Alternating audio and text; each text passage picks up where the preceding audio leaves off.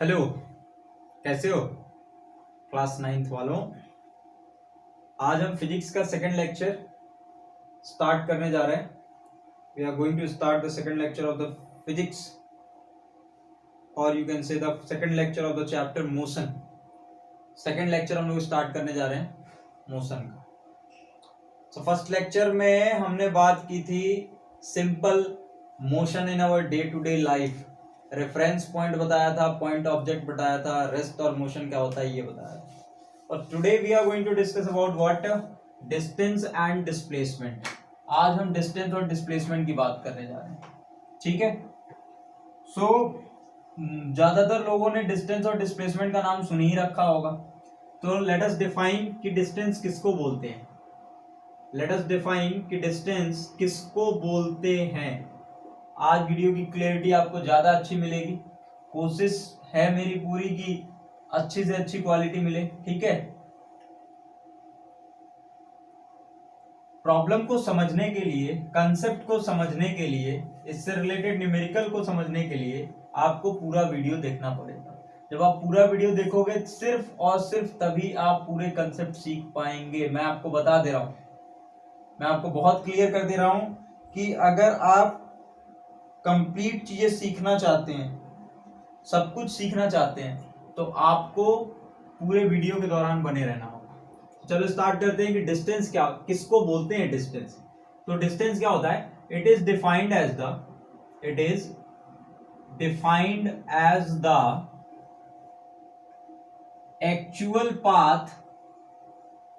Actual path followed by a body. It is defined as the actual path followed by a body. ये actually क्या है कि कोई body जो है, जो वास्तविकता में जिस पाथ को फॉलो करती है ना, उसको हम बोलते हैं डिस्टेंस। या फिर अदर वर्ड्स में आप बोल सकते हो और the total path covered by the body, the total path covered by the body is known as distance। उसी को आप क्या बोलोगे? डिस्टेंस बोलोगे। मतलब जो एक्चुअल पाथ किसी बॉडी ने फॉलो किया है उसको आप डिस्टेंस बोलते हो। सपोज करो मेरे पास ये एक पॉइंट है ए, यहां मैं बोल रहा हूं ये एक पॉइंट है ए, और यहां मैंने बोला ये एक पॉइंट है बी।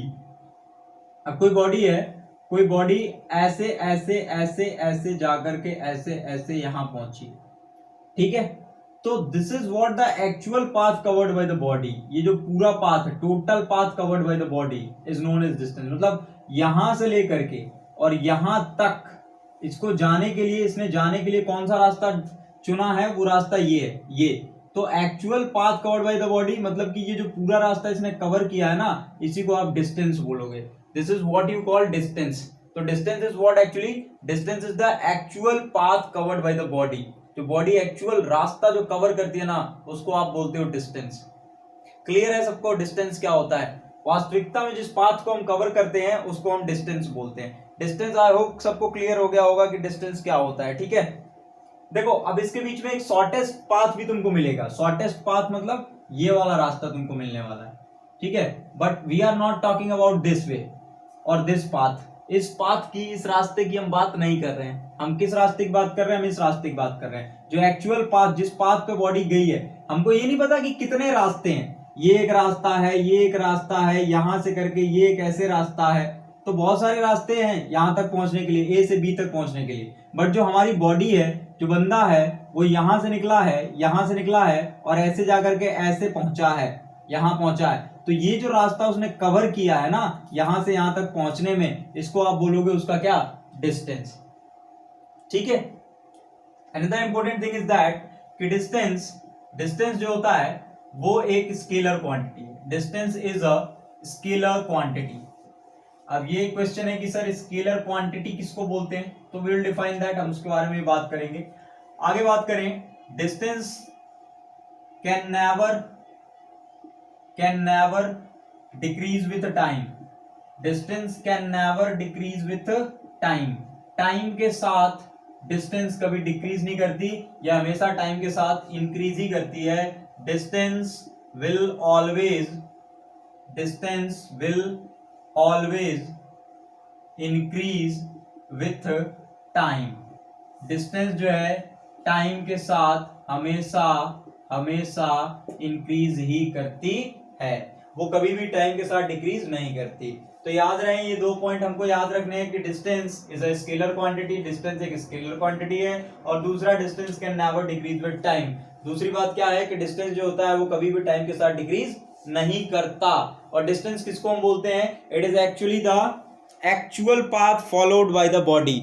जो बॉडी जो है वो बॉडी जो हमारी है, जो वो एक्चुअल पाथ जो फॉलो करती है उसको हम डिस्टेंस बोलते हैं। जैसे मैंने तुमको यहाँ पर बना करके दिखा दिया कि ये एक पॉइंट है ए, ये एक पॉइंट है बी, तो यहां से यहां तक जाने में, यहां से यहां तक पहुंचने में बॉडी जो है जिस रास्ते को ट्रैवल कर रही है, बॉडी जिस रास्ते पर जा रही है, the total path covered by the body इस टोटल पाथ को कवर कर रही है, that will be called its distance. वही पाथ, वही रास्ता उसकी डिस्टेंस कहलाएगा। डिस्टेंस कभी भी टाइम के साथ डिक्रीज नहीं करता है, डिस्टेंस हमेशा टाइम के साथ इंक्रीज करता है। डिस्टेंस एक स्केलर क्वांटिटी है, distance is a kind of scalar quantity. इतनी बात सबको क्लियर है? अब अगर इतनी बात क्लियर हो तो फिर बात को आगे बढ़ाएं,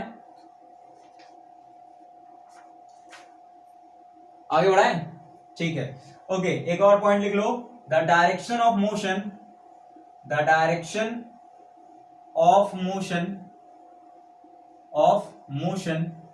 of a body is not important, ये यहां से ऐसे, is not important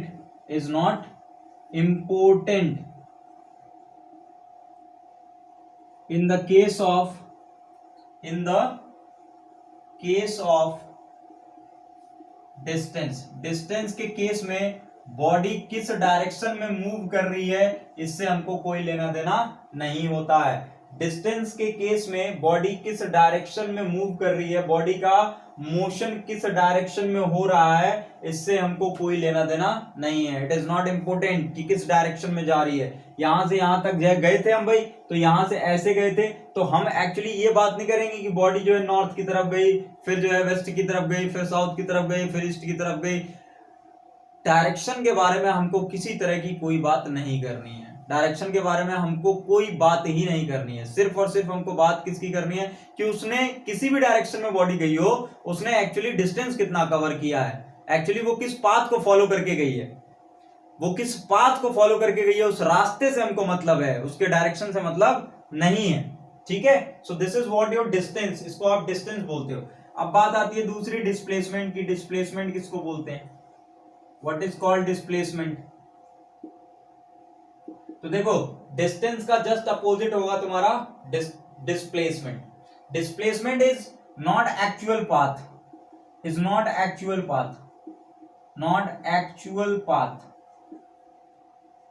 and it is the shortest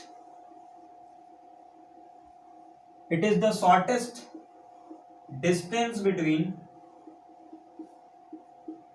two points। दो पॉइंट्स के बीच की जो शॉर्टेस्ट डिस्टेंस होती है ना, शॉर्टेस्ट डिस्टेंस, उसको आप डिस्प्लेसमेंट बोलते हो। डिस्प्लेसमेंट किसको बोलोगे आप? दो पॉइंट के बीच का जो शॉर्टेस्ट डिस्टेंस होता है, शॉर्टेस्ट डिस्टेंस, दो पॉइंट के बीच का जो शॉर्टेस्ट डिस्टेंस होगा उसको आप बोलोगे डिस्प्लेसमेंट। जैसे मान लो ये तुम्हारे पास एक पॉइंट है ए और दूसरा पॉइंट है बी, तो ए से बी तक ये वाला हमने बोला था कि भाई ये डिस्टेंस हो गया। अब इन दोनों के बीच में हम सबसे आसान रास्ता खोजेंगे, सबसे छोटा रास्ता खोजेंगे। तो सबसे छोटा रास्ता तो ये है, तो भाई ये भी तो एक तरह का डिस्टेंस ही है, इसमें भी तो बॉडी कुछ ना कुछ पाथ फॉलो कर रही है, तो ये भी एक तरह का डिस्टेंस ही है। लेकिन दो पॉइंट के बीच का सबसे छोटा डिस्टेंस, सबसे शॉर्टेस्ट डिस्टेंस, सबसे कम डिस्टेंस दो पॉइंट के बीच का कहलाता है डिस्प्लेसमेंट। तो डिस्प्लेसमेंट क्या है? It is actually the shortest path covered by the body एक पॉइंट से दूसरे पॉइंट तक जाने में उसने जो शॉर्टेस्ट रास्ता अपनाया है उसको हम बोलते हैं डिस्प्लेसमेंट। क्लियर है? डिस्प्लेसमेंट क्या होता है? Shortest path covered by the body between two points, दो पॉइंट्स के बीच में बॉडी जो सबसे छोटा रास्ता कवर करती है उसको आप बोलते हो डिस्प्लेसमेंट। ठीक है, अब बात आगे करते हैं। डिस्प्लेसमेंट जो होता है तुम्हारा, displacement can be zero, negative. Displacement जो होता है वो जीरो हो सकता है, वो नेगेटिव हो सकता है विद टाइम। यहां लिखे थे distance can never decrease with time, यहां पर हम लिखेंगे displacement can decrease with time. Displacement time के साथ डिक्रीज हो सकता है।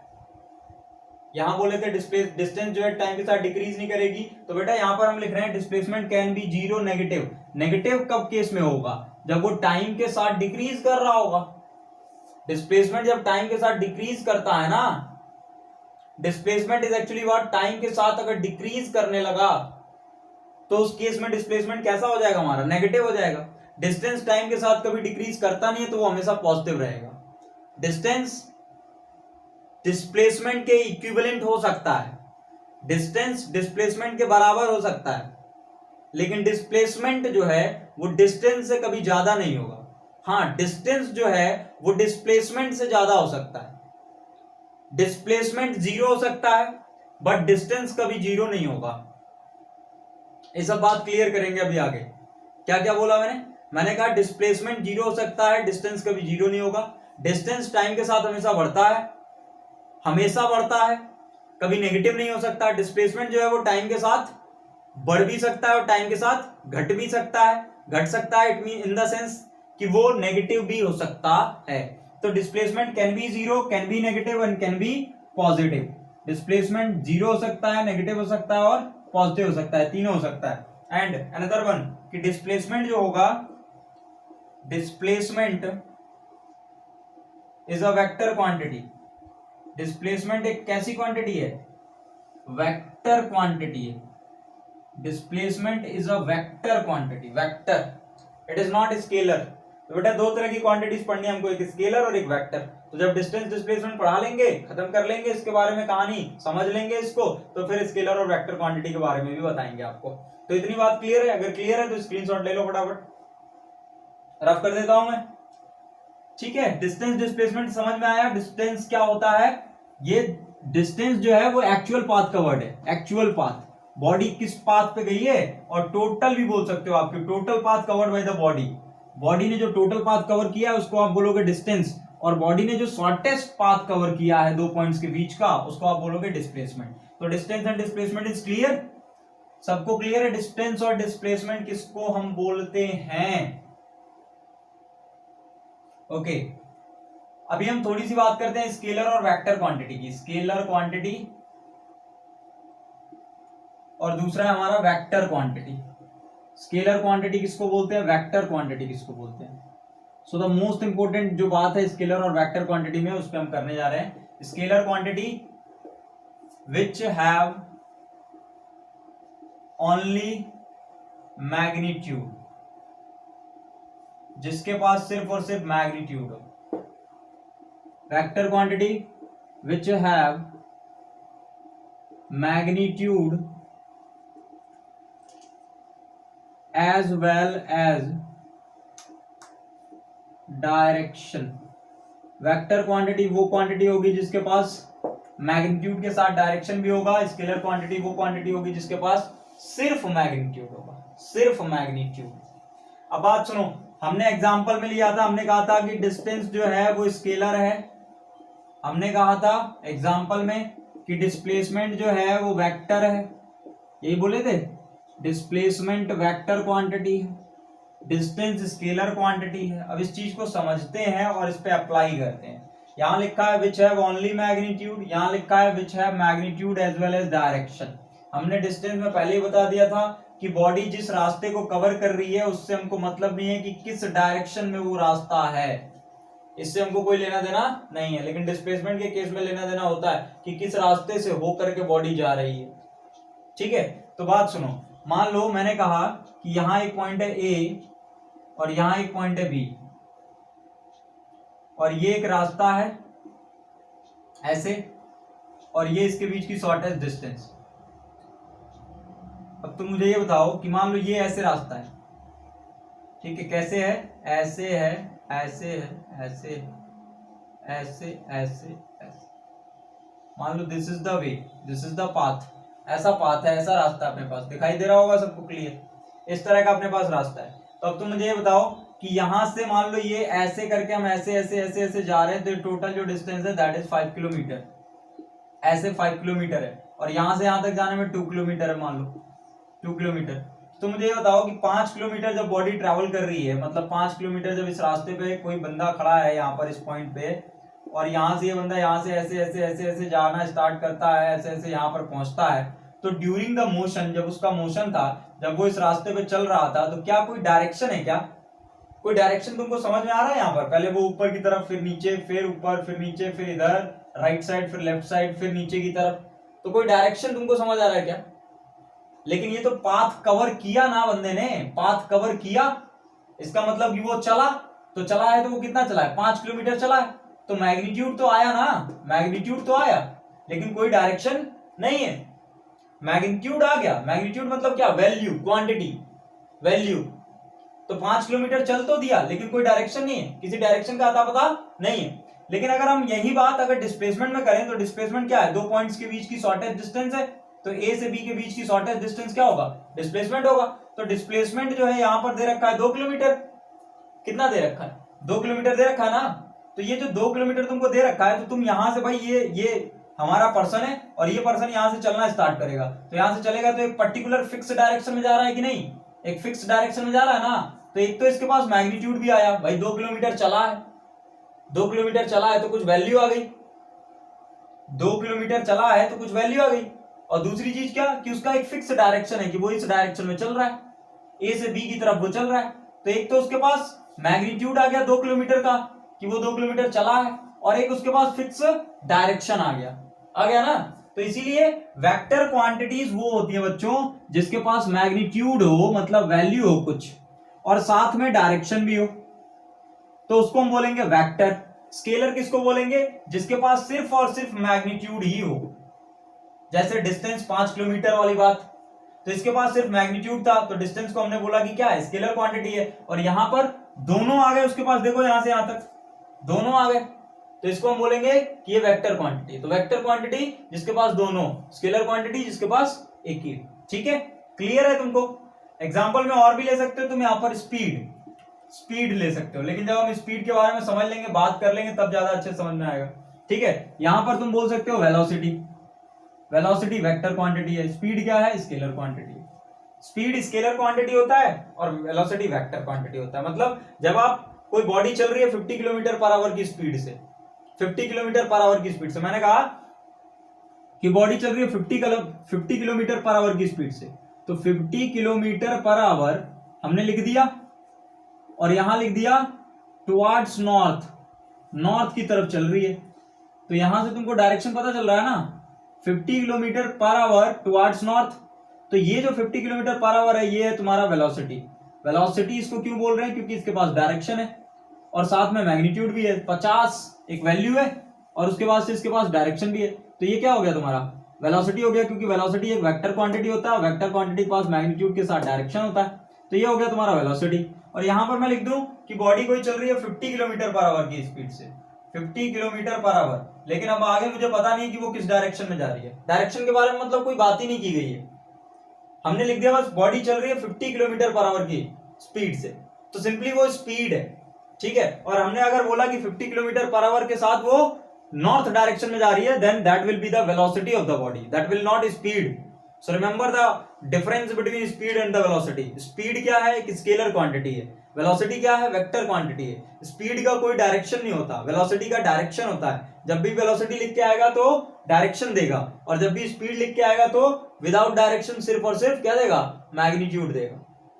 क्लियर है, स्पीड और वेलोसिटी, स्पीड किसको बोल रहे हैं, वेलोसिटी किसको बोल रहे हैं, सबको क्लियर हो जाना चाहिए। मुझे लगता है सबको क्लियर हो गया होगा कि स्केलर क्वांटिटी किसको बोलते हैं और वेक्टर क्वांटिटी किसको बोलते हैं। फिर भी मैं तुम लोगों को क्या करूंगा कि जो अभी वीडियो में ही तुमको मिल जाएगा, मैं तुमको दे दूंगा स्पीड और वेलोसिटी के बीच में, सॉरी डिस्टेंस और डिस्प्लेसमेंट के बीच में क्या डिफरेंस होता है। ठीक है, डिस्टेंस और डिस्प्लेसमेंट के बीच के डिफरेंस को मैं तुम लोगों को समझा दूंगा। ओके, सो इतना क्लियर। तो अब हम आगे बढ़ रहे हैं एक एग्जांपल की तरफ। हम एक न्यूमेरिकल टाइप का करेंगे जिससे आपको ज्यादा क्लियर होगा डिस्टेंस और डिस्प्लेसमेंट के बारे में, कंसेप्ट आपका ज्यादा क्लियर होगा कि डिस्टेंस डिस्प्लेसमेंट के बराबर भी हो सकता है और डिस्टेंस डिस्प्लेसमेंट से ज्यादा हो सकता है, लेकिन कभी भी डिस्टेंस जो होगा वो डिस्प्लेसमेंट से कम नहीं होगा बेटा। डिस्टेंस डिस्प्लेसमेंट से कभी कम नहीं होगा। इसको फिगर से समझो, फिर से वही फिगर बनाते हैं। ये एक पॉइंट है ए, ये एक पॉइंट है बी, ठीक है। यहां से कोई बॉडी ने कोई पाथ ट्रेवल किया, ऐसे करके ऐसे पाथ ट्रेवल किया, और फिर एक दूसरी बॉडी, वही बॉडी या फिर वही बॉडी बोलो या फिर दूसरी बॉडी बोलो, उसने ये वाला पाथ ट्रेवल किया। तो हम कह रहे हैं शॉर्टेड डिस्टेंस, इसको हम बोल दिए डिस्प्लेसमेंट, इसको हमने कह दिया डिस्प्लेसमेंट, और इसको हमने कह दिया क्या है, ये डिस्टेंस है। ये डिस्टेंस हो गया तुम्हारा and this is what displacement. अब तुम मेरी बात सुनो अच्छे से कि अगर तुमको एक्चुअली बताना है डिस्टेंस और डिस्प्लेसमेंट के बीच में जो तुम कह रहे हो कि डिस्टेंस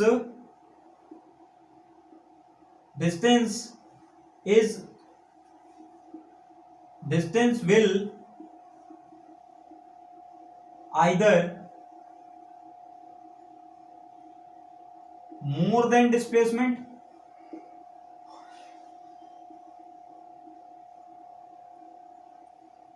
और इक्वल टू डिस्प्लेसमेंट,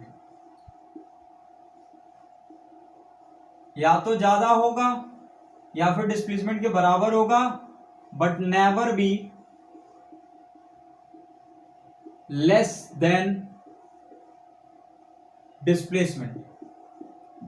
डिस्टेंस जो होगा वो या तो ज्यादा होगा या फिर डिस्प्लेसमेंट के बराबर होगा, लेकिन कभी भी डिस्प्लेसमेंट से कम नहीं हो सकता। बात सुनो कि अगर कोई बॉडी यहां से चल रही है, यहां से कोई पर्सन यहां से चलना स्टार्ट कर रहा है यहां से, तो ये वाला पाथ उसने वो ट्रैवल करके गया, तो हमने कहा मान लो ये वाला पाथ जो है 4 किलोमीटर का था लंबा, और ये जो छोटा वाला रास्ता है दैट इज 2 किलोमीटर। तो भाई यहां पर डिस्टेंस जो हो गया, डिस्टेंस यहां वाले केस में, फर्स्ट केस में distance is greater than what, displacement. Distance displacement से क्या हो गया, बड़ा हो गया कि नहीं। फर्स्ट केस में तुम देखो ये 4 किलोमीटर, ये 2 किलोमीटर, सो डिस्टेंस ज्यादा बड़ा हो गया।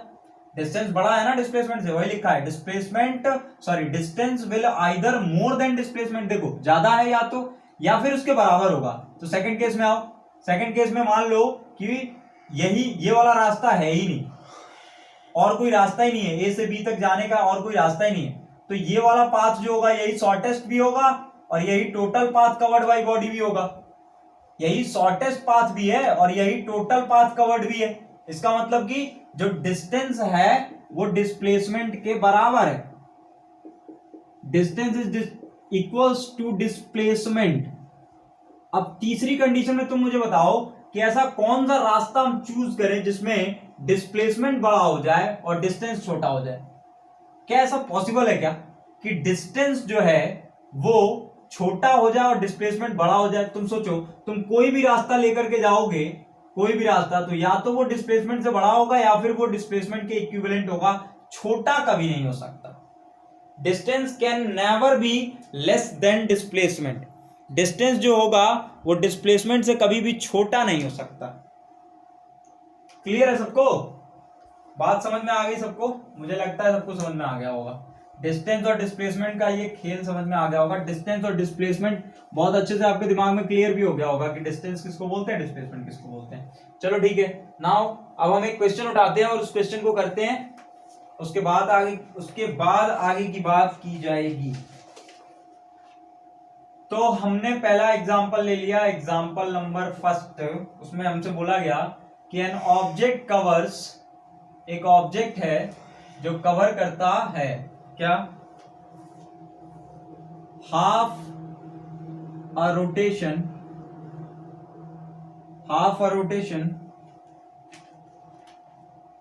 Full stop, find the distance and displacement, find the distance and displacement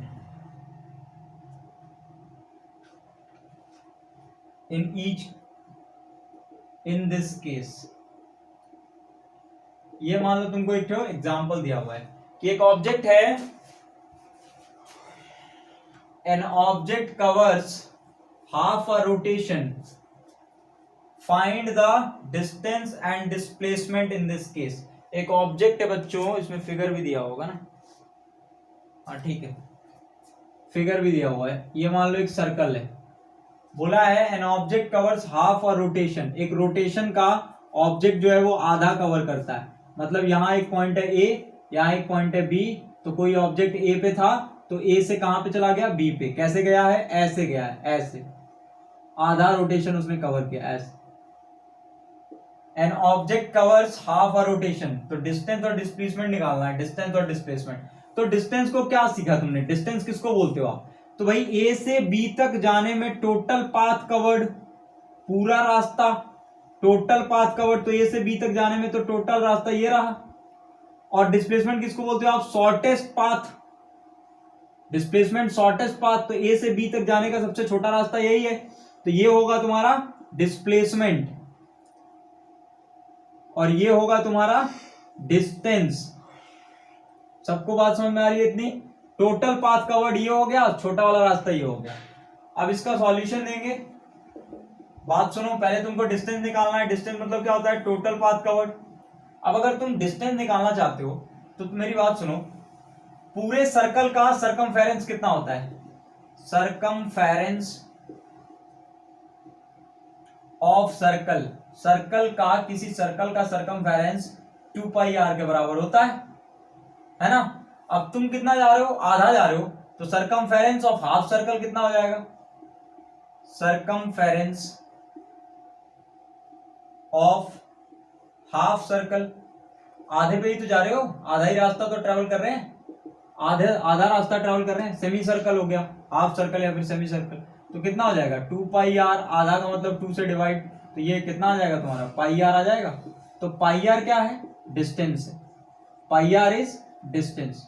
अब बात करें डिस्प्लेसमेंट की, डिस्प्लेसमेंट क्या होगा इस केस में, तो डिस्प्लेसमेंट बच्चों हम जानते हैं कि ये जो सेंटर है, सेंटर से यहां तक जो वैल्यू होती है उसको हम बोलते हैं रेडियस, और यहां से यहां तक भी क्या होगा, रेडियस। हमको जाना कहां से कहां तक है, यहां से यहां तक जाना है, यहां से यहां तक जाना है, तो ए से बी तक जाने में क्या आ रहा है, आर प्लस आर, तो कितना हो जाएगा 2r।